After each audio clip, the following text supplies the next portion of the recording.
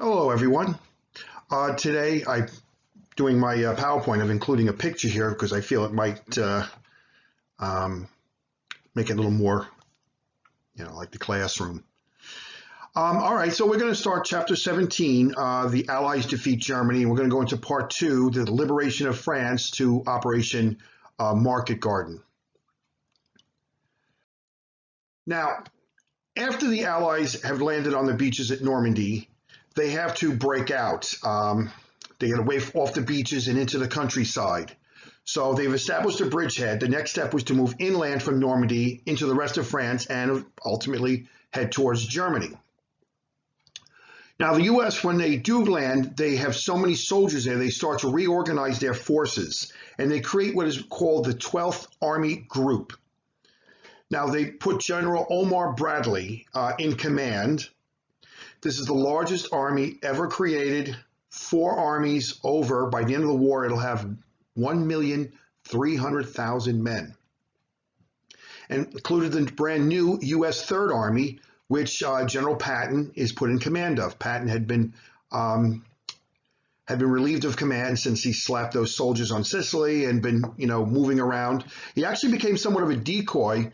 Every place the Allies, Eisenhower sent Patton, the Germans, who knew he was one of their best generals and knew that they would never dismiss him just for slapping a soldier, the Germans, officers realized that, they slap soldiers probably all the time. And every time he was moved to a place, whether it be Crete or, Iceland, they thought an invasion was going to come from there. So Patton had been used as a decoy. But now that the American Army and the British Army, everyone's now ashore in France, they create the Third Army and they put Patton in charge. Now, Omar Bradley, we see here, was known as the GI General.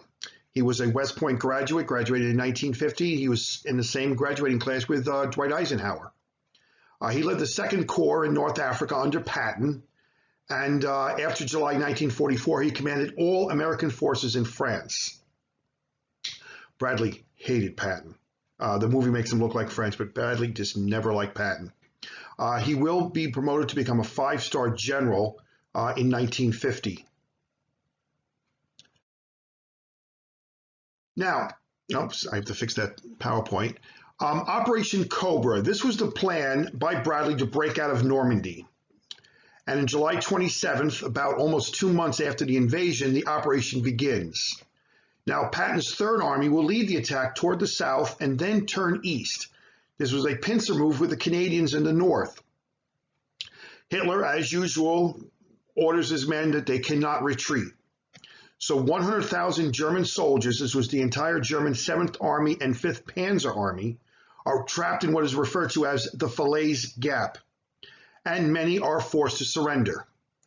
Now, the Allies, try as they might, are unable to close the trap, and 50,000 German soldiers do manage to escape. Now, on April 25th, Paris is liberated. Here we see the free French soldiers, dressed, they look like American soldiers because we gave them all their supplies, marching down the Champs-Élysées past the Arc de Triomphe. So this was a celebrating march. Now, the new French government is set up with Charles de Gaulle in charge. The Vichy government flees east towards Germany. Now, nothing is stopping the Allies pushing east towards Germany. Let's gotta fix this here. All right, let me just get through here. All right, let's move on.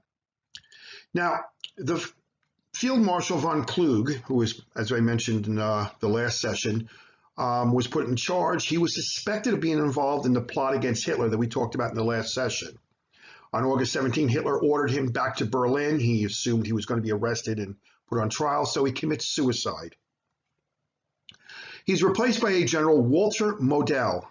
He was an excellent defensive general, but he was hated by everyone who served under him. He was abusive. He was obnoxious.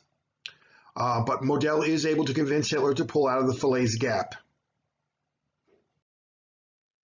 Now we also want to talk about the invasion of southern France. This was part of the plan. The Allies would invade from the south of France and hopefully meet up with the north and trap the Germans between them. It turns out that the Germans had already retreated in front of them, and it really wasn't necessary, but they already made the plan, so they followed through with them. On August 15th, the Allies invade southern France, 3 U.S. infantry divisions and 1 French tank division. This was General Patch's 7th Army. This was Patton's old command, the 7th Army. 80,000 men land on the beaches. The landings are overwhelmingly successful. There's not many troops down there, so there's very little resistance. So the 7th Army moves north up the Rhone River Valley, and by September, they link up with Patton's 3rd Army in northern France. I have a mirror going to show you landing here in southern, and we move up past Switzerland toward northern France. There we go. Now, hey there. Bradley's 12th Army Group must stop when fuel supplies are given to Montgomery for his operation to the Netherlands. We'll be talking about that next. Patton is not happy. Patton was planning on going into Germany, and he wasn't happy when they told him they had to pull his fuel and supplies away from him. Now, the Germans pulled back to what is called the Siegfried Line. This was a fortified line of defensive positions along the German border. There we go. Now, General Model was overwhelmed and unable to stop the Allied advance. He's actually given a smaller command, and Hitler brings back Field Marshal von Rundstedt again. All right, so this is like his 3rd command since being fired. All right, now we're going to talk about Operation Market Garden. This was Montgomery's plan to push into the Netherlands. Now, by September of 1944, Montgomery's forces push into Belgium. They capture Brussels and the city of Antwerp. Antwerp was very important because it was a major port city, so they could bring their supply ships right into Antwerp, and they don't have to keep driving them from the beaches at Normandy. They've now actually getting close to the German border, so it's important that they have a shorter supply line. Now, Montgomery's plan was to take the bridges over the Rhine River in the Netherlands and enter Germany from the north. He wants to capture the V1 and V2 launching sites in Belgium and the Netherlands. They've been, as we mentioned earlier, the V1 and V2 have been firing on England, causing a lot of death and destruction. So if they can capture the launching sites, they could stop the launching of those weapons against Britain. Now, the idea then is, after capturing them, to outflank the Siegfried Line into Germany. Now, if successful, the war could be over by December. And of course, the big thing is, if successful, it wouldn't be. All right, let's look at what the plan is. He wants to do 3 airdrops along a highway running north into the Netherlands. Now, the 1st British Airborne Division, along with the 1st Polish Parachute Brigade, would drop into the city of Arnhem in the Netherlands and capture the bridge over the Rhine River. This was the furthest north bridge. The U.S. 82nd Airborne and 101st Airborne would land and capture bridges along the route to Arnhem. These were the 2 airborne divisions that landed during the Normandy invasion. We can see here's the map. We see that the Rhine River is right there. If they can get across the Rhine River, it's a big river and very fast current. Wouldn't be easy to cross. So the bridges would be very important. We see the American 101st would land here, the 82nd further north, and then, of course, we have the British 1st Airborne landing at Arnhem. So this is the plan.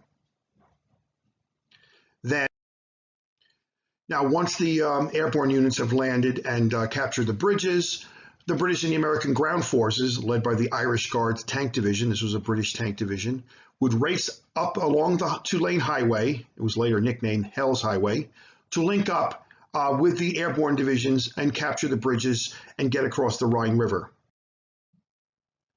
We're showing the map here. Once they've captured the bridges, then we see the British and the Americans would race up the highway and get into Arnhem. If all works well, they'd be across the Rhine River. Now, the ground forces were expected to link up with the British Airborne by the 4th day at Arnhem, that is, at the latest. The important part was that all of the bridges along the way had to be captured so the ground forces could get through to Arnhem. Now, the Allies did not think the Germans had strong forces in the area. They're wrong. The Germans guessed what the Allies were going to do, and Hitler sent many of his new tanks to the west. The 10th SS Panzer Division was just south of Arnhem. Market Garden would be the largest airborne operation in history, with landing over 34,600 Americans, British, and Polish paratroopers. On September 17th, the airdrops are fairly successful as the 82nd and 101st capture key bridges. But the British 1st Airborne has problems. There was a lot of German units in the area, very strong resistance. The SS Panzer Division just south of Arnhem really stopped them from getting through to the bridge. Now, the Allied ground attack along the highway goes much slower than they thought because the German resistance was a lot better than they thought it would be. So they go a lot slower. They're never going to get there by the 4th day. In fact, to Arnhem, they're never going to get there, period. Now, the 1st British Airborne was only able to get a small force, 1 battalion, led by a Colonel John Frost, into Arnhem. There's Frost's picture right above me. The bridge you see here on the left head side is over the Rhine River. They were surrounded by German panzer troops, and they were cut off from the rest of the division. The German troops were south of them. Arnhem is actually on the north side of the river, so the German troops were actually between them and the rest of the Allied army. They held the north side of the bridge for 4 days as German tanks kept coming across the bridge before they were forced to surrender. It was a disaster for the Allies and for the people of the Netherlands. The bridge at Arnhem has been called A Bridge Too Far, which was the name of a book and then later a movie about the whole operation. Later in the war, within the next, I should say, couple months, the Allies bombed and destroyed the bridge because they didn't want to have the Germans use it to bring reinforcements down. After the war was over, the Dutch government built a new bridge, pretty much looking the same way as the old bridge. Now, Montgomery's plan was just too ambitious and not worked out well. He himself didn't take any of the blame himself. He actually pushed the blame away from himself onto the Polish airborne commander, General Stanislaus Sosabowski.